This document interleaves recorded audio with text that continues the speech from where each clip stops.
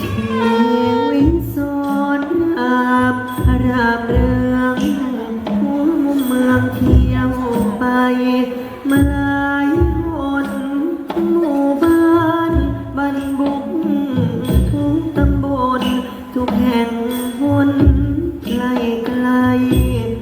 ไปแสดงเสียงปรบมือคือกำลังแรงใจของผู้นำทีมงานมาแล้วจากเพลงสอนรามเด็กหน้าพรุ่งท่าเรือหรือว่าน้องแบงค์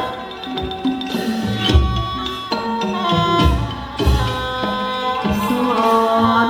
รามดำได้ดีเพราะพี่น้องต่างยกย่องให้รางวัลกันเข้มขึ้นตาอุ้มชูดูแลเป็นแแรงจากแสดงที่ใดก็ไปดู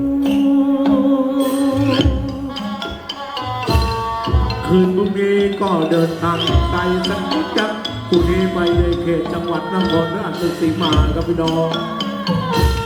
ส่งท้ายปีเก่าต้อนรับปีใหม่วัดท่าตารองพี่น้องอย่าลืมนะครับเป็นกำลังใจอ่านพระคุณของทุกคนมีล้นหัวขอฝากตัวพ่อแม่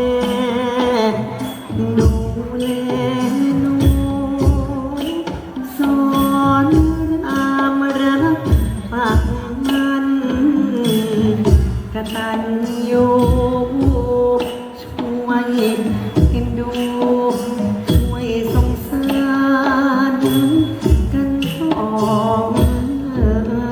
ไป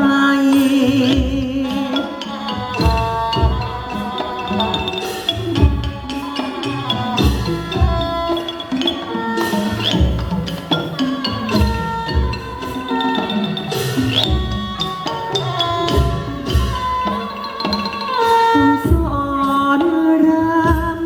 เกิดมาเหมือนกาฝากได้ฟังรากตอกโคนต้นไม้ใหญ่ได้อาหารผ่านออกมีดอกใบด้วยน้ำใจแฟนเก่งไม่เรรวนสำหรับคืนนี้ก็ต้องขอกราบขอบคุณเจ้าภาพครับตะบูลหอมชมกับนาคดีนะครับ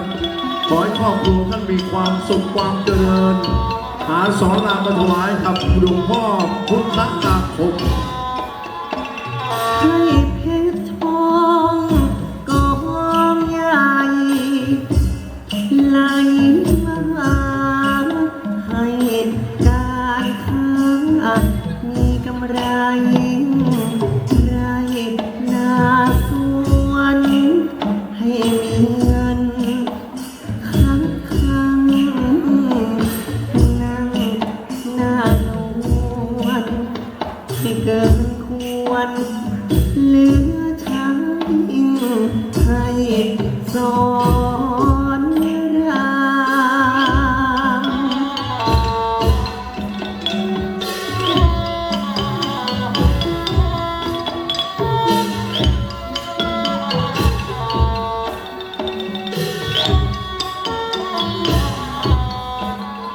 สงสา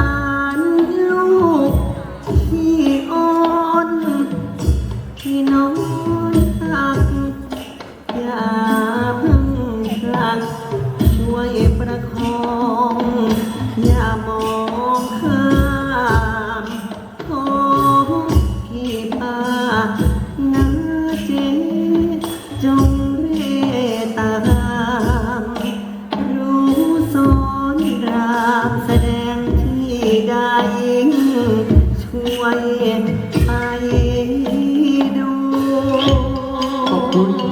ปรบมืออีกครั้งครับมอบให้กับพระเอกของเรานะครับ